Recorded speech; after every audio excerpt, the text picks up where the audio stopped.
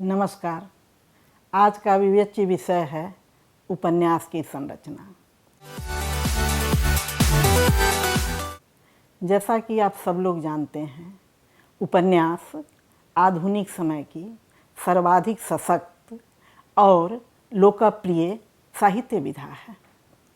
उपन्यास विधा में यात्रा वृत्तांत, नाटक, डायरी लेखन, रिपोर्टाज, पत्र लेखन, गद्य काव्य, आत्मकथा आदि अनेक विधाएं समाहित हुई हैं। पाठकों, आलोचकों ने उपन्यास विधा में समाहित इन विधाओं को विजातीय मानकर इनकी उपेक्षा नहीं की है, स्वागत किया है। उपन्यास के स्थापत्य की दृष्टि से भी हम देखें तो स्थापत्य की प्रयोगशीलता जो है वह उल्लेखनीय है। इस प्रयोगशीलता ने न सिर्फ उपन्यास के कथात्मक अभिधान को नवीनता, विस्तृति और गतिशीलता दी है, बल्कि इसके रूप विधान को भी पारंपरिक और प्रचलित विधान से हटकर नवीनता और वैविध्य प्रदान किया है। उपन्यास सिर्फ कथात्मक गद्य नहीं है, यह मनुष्य के समग्र जीवन को केंद्र में रखकर अभिव्यक्ति देता है और ऐसी अभिव्यक्ति देने वाली यह प्रथम कला विधि है। मैला आंचल की संरचना नई किस्म की है। इसमें ऐसे पात्र भी हैं जो प्रारंभ से लेकर अंत तक आते हैं। घटनाएं भी घटित होती हैं, लेकिन इनमें से कोई भी नायक नहीं है। न बालदेव, न कालीचरण, न डॉक्टर प्रशांत और न वामन दास। यद्यपि इस उपन्यास की विस्मृति होने के बाद भी स्मृति में वामन दास जो है वह देर तक टंकित हो जाता है। पाठकों, आलोचकों की दृष्टि में, अधिकांश पाठकों और आलोचकों की दृष्टि में इसके कथानक में सुसंबद्धता नहीं है, अथवा कथानक को वे विघटित मानते हैं। आखिर ऐसा क्यों? जब भी कोई नई संवेदना का रचनाकार नए यथार्थ को लेकर उपन्यास लिखने बैठता है तो मैला आंचल जैसा नई संरचना का उपन्यास सामने आता है। इसका रूप विधान स्वयं आविष्कृत हो जाता है। तो ऐसा मानना कि इसमें सुसंबद्धता नहीं है, सही उचित नहीं है, क्योंकि हम जानते हैं कि कोई भी मौलिक प्रतिभा अभिव्यक्ति के लिए नए रास्ते का विधान करती है अथवा पुराने रास्ते को ही तोड़ फोड़ कर नया रास्ता बनाती है। मैला आंचल जो है इसमें कोई मनुष्य कथानायक नहीं है। कथाकार ने स्वयं कहा है मैला आंचल की भूमिका में, पूर्णिया क्षेत्र को इंगित करते हुए, कि इसके एक हिस्से के एक गांव को पिछड़े गांव का प्रतीक मानकर मैंने इस उपन्यास का कथा चित्र बनाया है। और उस गांव को जिसे उन्होंने पिछड़े गांव का प्रतीक माना है, उस मेरीगंज गांव को, उस गांव की लोक संस्कृति को उन्होंने बहुत तन्मयता से अभिव्यक्त किया है। इसकी लोक संस्कृति अपनी पूरी समृद्धि के साथ, पूरे ऐश्वर्य के साथ मैला आंचल के रग रग में बसा हुआ है। और ऐसा वही लेखक कर सकता है जो वहाँ की लोक संस्कृति से, लोक धर्म से, ऐसे लोक धर्म से जो वहाँ के प्रचलित अंधविश्वासों से परिचालित है। तो ऐसे लोक धर्म को उन्होंने अभिव्यक्त किया है, क्योंकि गांव की मिट्टी में वे रचे बसे हुए थे। अब सवाल यह उठता है कि मैला आंचल की संरचना की अभिव्यक्ति कैसी हो। तो किसी भी उपन्यास की संरचना के विश्लेषण के क्रम में उस कौशल और प्रविधि को जानना आवश्यक होता है जिस प्रविधि से उपन्यास की रचना की जाती है। यह कठिन है लेकिन असंभव नहीं है। डॉक्टर गोपाल राय ने कहा है, प्रसिद्ध कथालोचक डॉक्टर गोपाल राय ने, कि उपन्यास का रूप जानना कठिन है लेकिन उसका रूप तो है, वह अमूर्त लगता है लेकिन उसको जाना जा सकता है। वह आलोचकों की पकड़ से सर्वथा बाहर नहीं है। तो इसके लिए मुख्य रूप से उपन्यास के अवलोकन बिंदु को चिन्हित करना होता है, पॉइंट ऑफ व्यू को। इसकी दो प्रचलित प्रविधियां हैं। कौन कौन सी? तो दृश्यात्मक प्रविधि और परिदृश्यात्मक प्रविधि। दृश्यात्मक प्रविधि में पाठक की चेतना, पाठक का बोध साक्षात उपन्यास के पात्र, उपन्यास की घटनाओं से, उपन्यास के चरित्रों से, वहाँ की उसकी प्रत्येक स्थितियों से जुड़ा होता है। इसमें बीच में कथाकार की आवश्यकता नहीं होती है। परिदृश्यात्मक प्रविधि में उपन्यासकार के अवलोकन बिंदु से पाठक उपन्यास में अवगाहन करता है। इन दोनों प्रविधियों के एकान्विति से और समेकन से नाना रूप की प्रविधियां विकसित की जा सकती हैं। मैला आंचल में उपन्यासकार ने कथाकार की चेतना को पात्रों की चेतना से जोड़कर एक नई प्रवृत्ति को हमारे सामने रखा है। इस प्रकार पाठक जो है वह कथाकार की चेतना में प्रवेश करते हुए पात्रों की चेतना में प्रवेश करता है और पाठकों के सामने नया स्पेक्ट्रम, नया बिंब विधान खुलने लगता है। तो इस दृश्यात्मक और परिदृश्यात्मक प्रविधि से उपन्यास की संरचना में कहाँ अंतर आता है, इसे आप लोग अच्छी तरह समझ गए होंगे।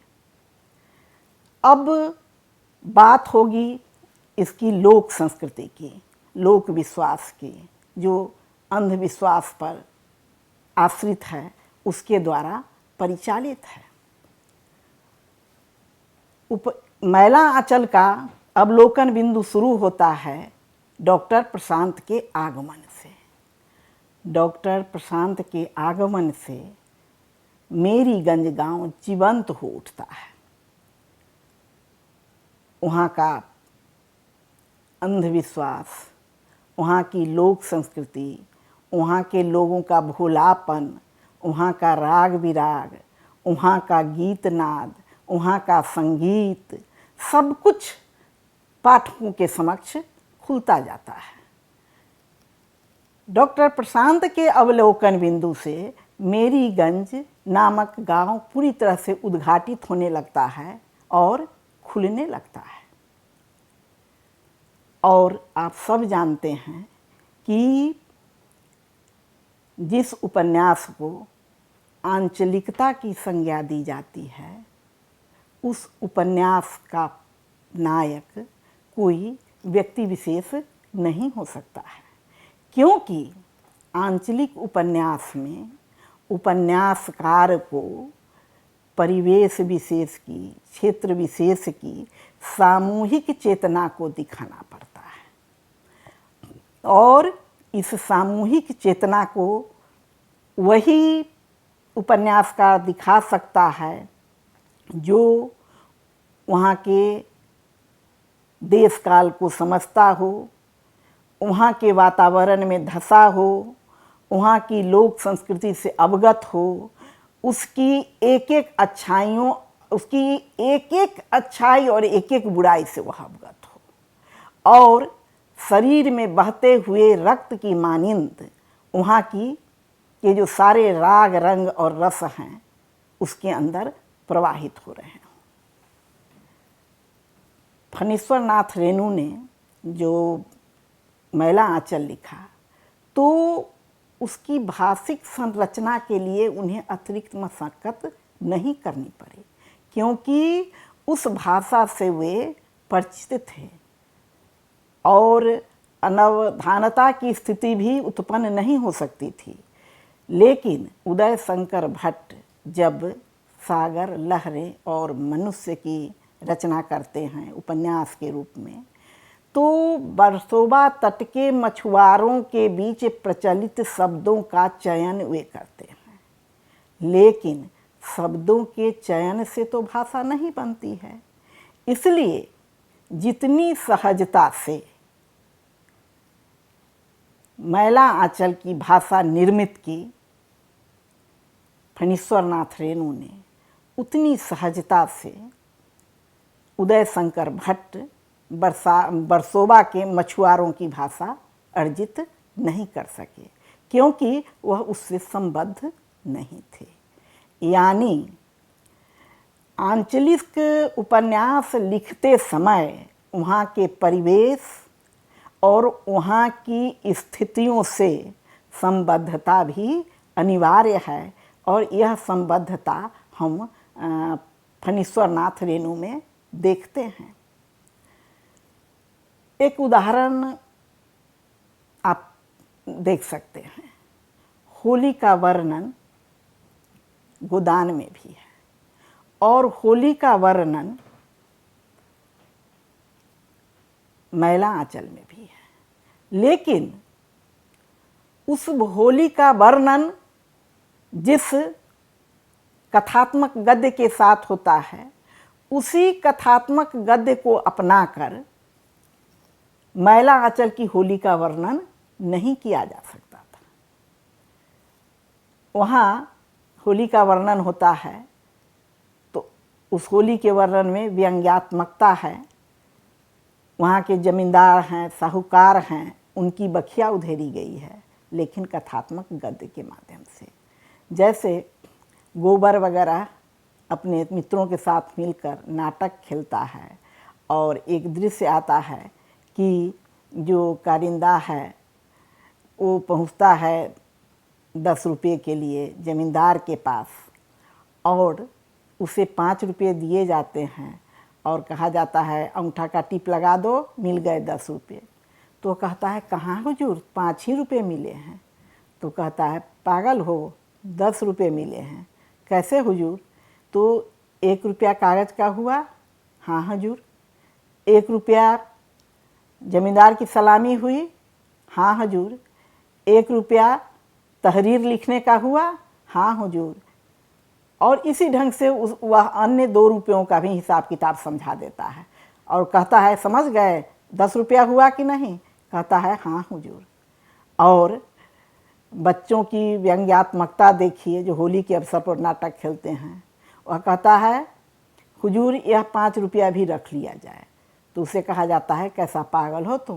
कहता है नहीं हुजूर, 1 रुपया हुजूर के पान खाने के लिए, 1 रुपया बड़ी ठकुराइन के पान खाने के लिए, 1 रुपया छोटी ठकुराइन के पान खाने के लिए। और इसी ढंग से कहते कहते अंत में कहता है कि 1 रुपया आपके क्रियाक्रम के लिए। और नाटक यहीं समाप्त हो जाता है। हंसी छूटने लगती है सबों को, लेकिन इस हंसी के पीछे कितना दर्द है। और उसी होली का वर्णन मैला आंचल में होता है और गाता है लोग झूम के, चरखा का तो खद्दर पहनो रहे हाथ में जोली, दिन दहाड़े करो डकैती बोल सुराजी बोली जेवी सरा। यहाँ भी व्यंग्य है। यहाँ भी दिखाया गया है कि खद्दर पहन लो और सब पाप करो, माफ हो जाए। दिन दहाड़े करो डकैती बोल सुराजी बोली। तो उद्देश्य दोनों जगह है।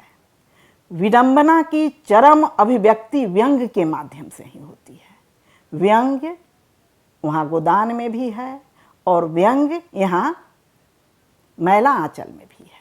उद्देश्य दोनों का एक ही है, विडंबना को दिखाना, लेकिन संरचना प्रविधि में अंतर है। और हम देखते हैं कि मैला आंचल की संरचना में प्रगीतात्मकता है। सामान्यतः लोग कहते हैं कि जहाँ प्रगीतात्मकता है वहाँ रोमांटिसिज्म है, लेकिन ऐसी बात नहीं है। प्रगीतात्मकता में भी उपन्यासकार की वस्तुपरक दृष्टि का विचलन कभी और कहीं नहीं हुआ है। आप जब मैला आंचल पढ़ेंगे तो एक जगह देखेंगे कि बालदेव स्मरण करता है। इसमें बहुत सारी प्रविधियों का उपयोग किया गया है, स्मरण प्रविधि का, रेडियो की कमेंट्री प्रविधि का, पत्र लेखन प्रविधि का।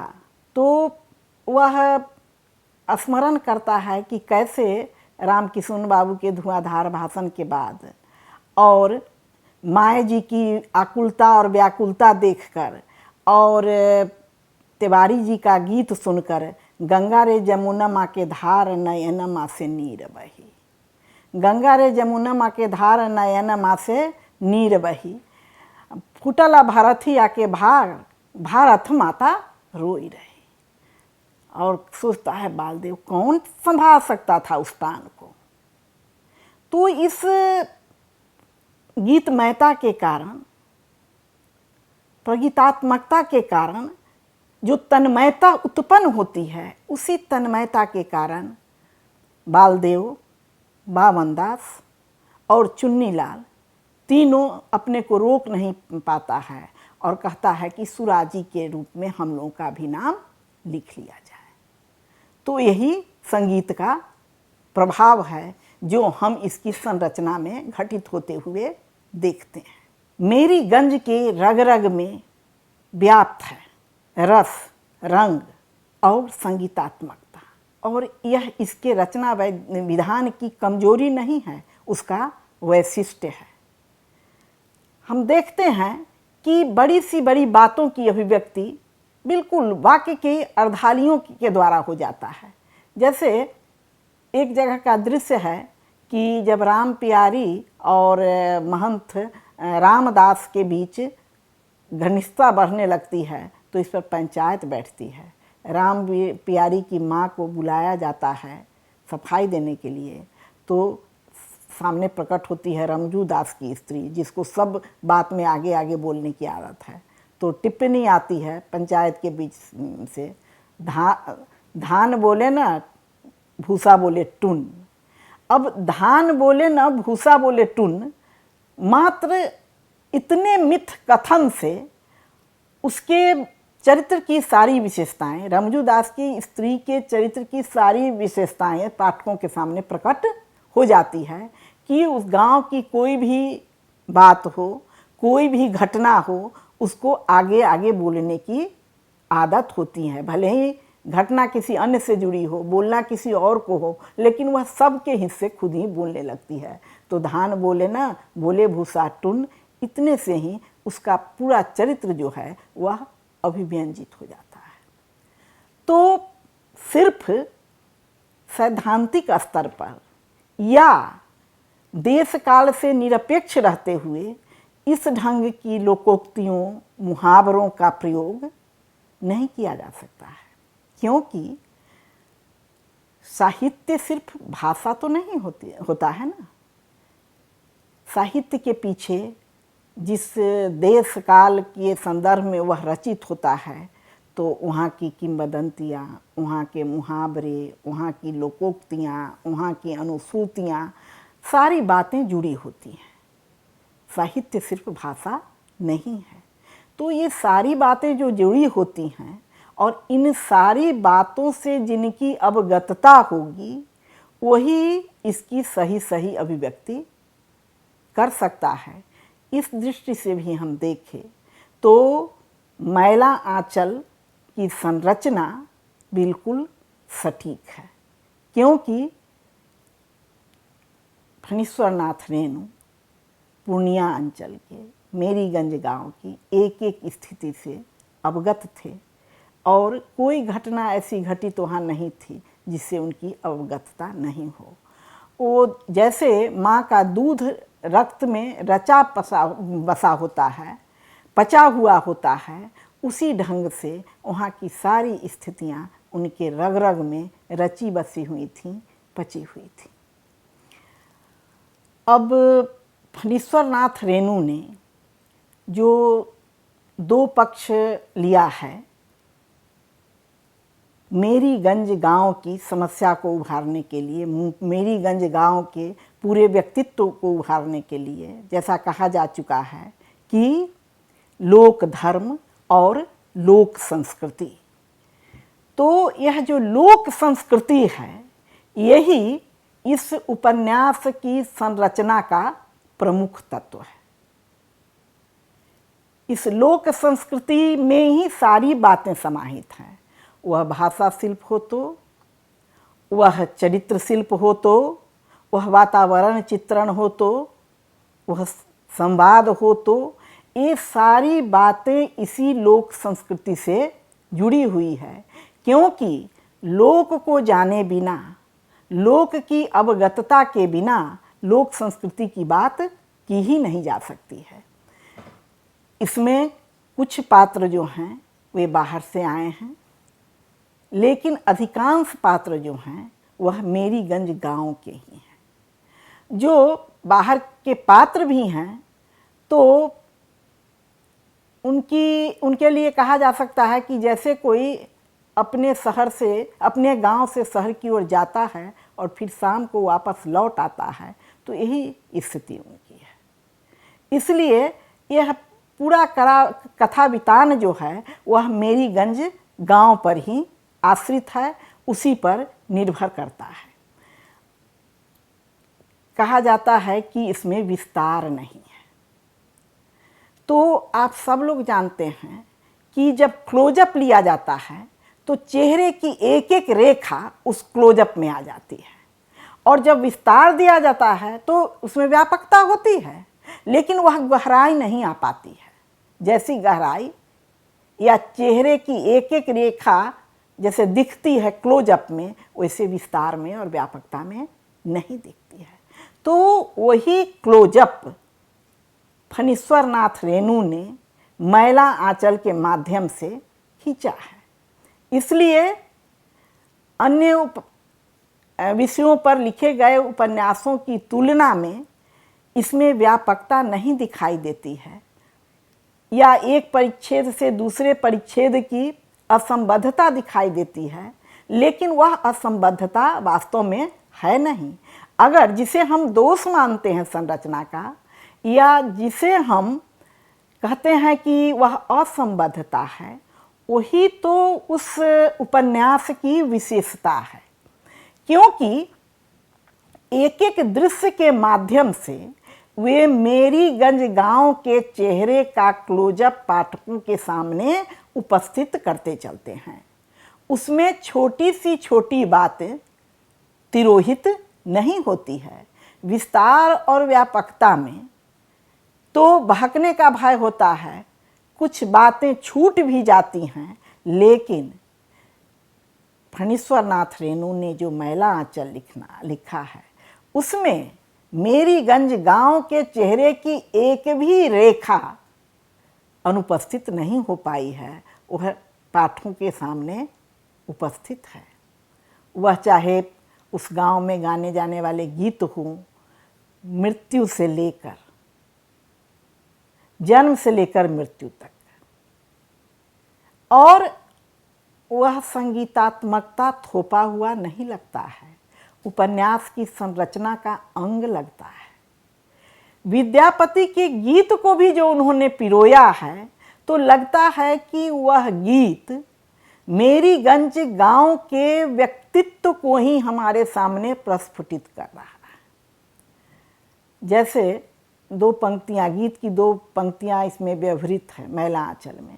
मछरी बैरू चांद बैरी भेल बादर, चांद बैरी भेल बादर, मछरी बैरी महाजाल, चांद बैरी भेल बादर, मछरी बैरी महाजाल, तिरिया बैरी दोहु लोचन, हृदय के भेद बताए। और डॉक्टर इस पंक्ति को गुनगुनाते हुए सोचता है कि कितनी रसमयता है इन पंक्तियों में और इस गांव में।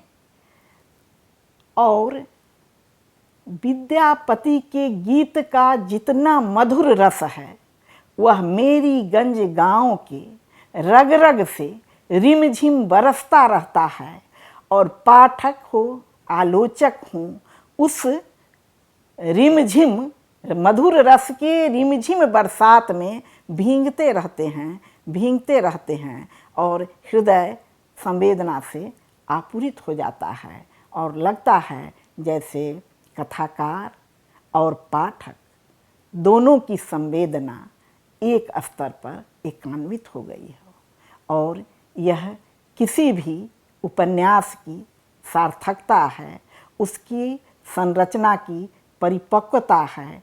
इस दृष्टि से हम देखें तो पाएंगे कि मैला आंचल संरचना की दृष्टि से एक मजबूत रचना है, क्योंकि वह उनका संबद्ध क्षेत्र है। अब अगर मैला आंचल को अज्ञेय को लिखने के लिए दे दिया जाता तो क्या वह उसकी संरचना वैसी हो पाती जैसी फणीश्वरनाथ रेणु के मैला आंचल की है? अज्ञेय का तो अपना कोई गांव ही नहीं था, और फणीश्वरनाथ रेणु के तो रग रग में उनका गांव रचा बसा था। वो गांव के बिना रह ही नहीं सकते थे, शहर में रहते हुए भी बार बार गांव की ओर भागते थे, और गांव की तरफ उनका भागना ही मैला आंचल की रचना विधान को पुष्ट करने में, इसकी संरचना को सुदृढ़ करने में सहायक हुआ है। आशा करती हूँ आप लोग मैला आंचल की संरचना से अवगत हुए होंगे। धन्यवाद।